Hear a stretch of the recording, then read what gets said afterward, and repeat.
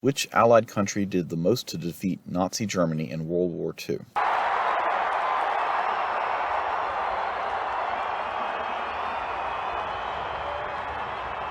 In 2018, the United Kingdom, the United States, Germany, and France were polled about this question. Both the UK and the US respectively said that their countries did the most. The French and the Germans said that the United States did the most to defeat Germany. Here are the same statistics from the same poll in a graph form. Notice that the Russians weren't asked in this poll. So, the cowboy Americans came into Europe with their 50 caliber machine guns and shot up the place, and then they rode off into the sunset, just like an old movie. Is this narrative true? Did the United States or the UK do the most to defeat Germany in World War II?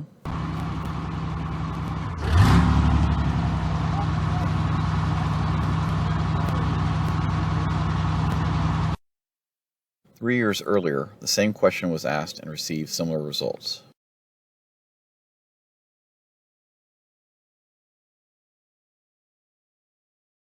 There's no doubt that the UK and the US made amazing efforts towards defeating Germany and the Axis powers.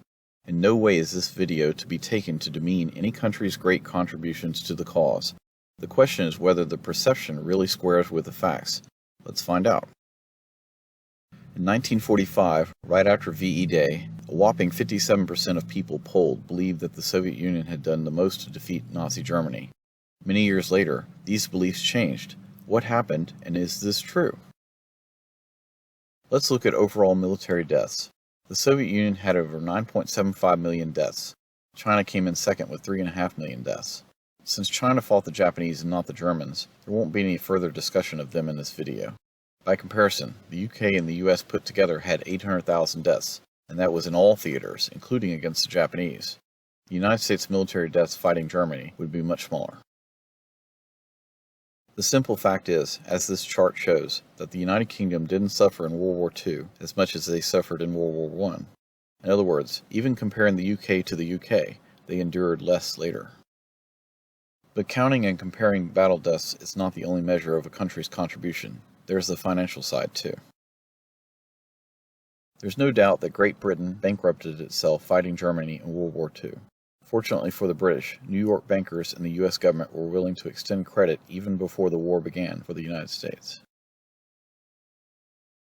After Germany declared war on the United States on December 11, 1941, the United States found itself fighting a war on two fronts. It decided to follow a Europe First policy, which meant that the primary focus would be against Adolf Hitler and the German Nazi regime.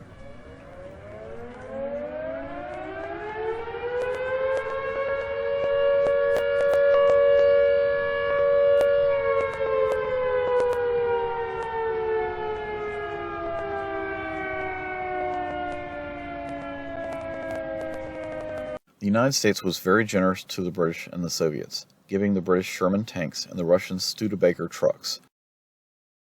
When you compare the largest battles the Western Allies engaged in against the Soviet-German battles, the Russian front always had the largest battles, both in numbers and equipment involved and casualties.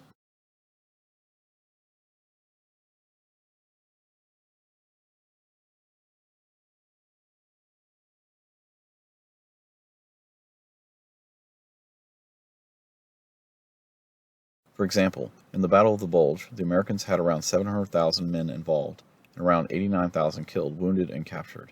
The Germans had around 400,000 men involved, and up to 98,000 killed, wounded, and captured.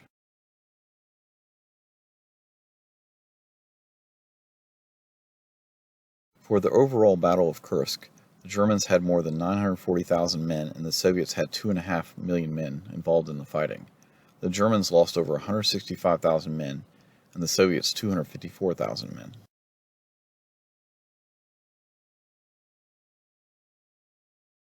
Granted, the Battle of Kursk was a big battle, but you get the point.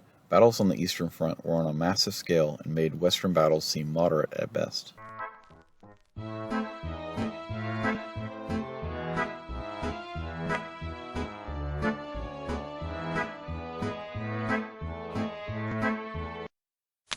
The Russians suffered in many ways that was almost unknown in Western countries like France and England.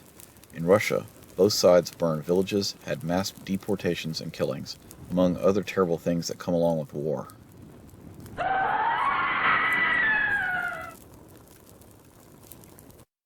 So, why did the passage of time change Western perspectives on who contributed most to Nazi Germany's defeat?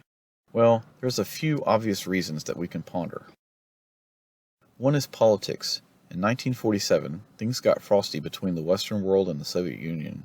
It wasn't pleasant to believe that your potential future enemy did more to defeat your past enemy. History books were written by the host country in the native language. There is an inherent prejudice when writing these books. For example, many of the post-war writers were directly involved in the war or knew someone who was. They saw, firsthand, what great efforts their country did to defeat Hitler. There's also a national pride problem. It's natural to think that your country is great and not so pleasant to mention in mixed company that Ivan the Ruski gave more blood and sacrificed more. We have to remember that the Soviet Union was literally forced to give more. They had no choice. It's certain that if the Germans had invaded England in Operation Sea Lion, that the British would have given even more. Likewise, if the Germans had invaded North America, then they would have found out what an ordinary American rifleman can do. If you liked the video you just watched, then you may like these two other videos from EmersusTech.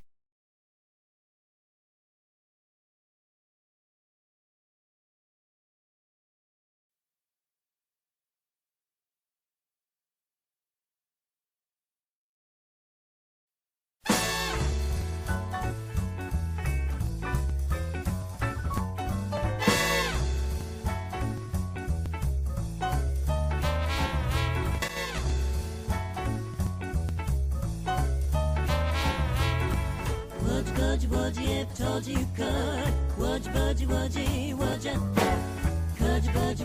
if told you should? Could you? If you liked what you see, hit the subscribe button or share. Thank you. This has been EmersusTech.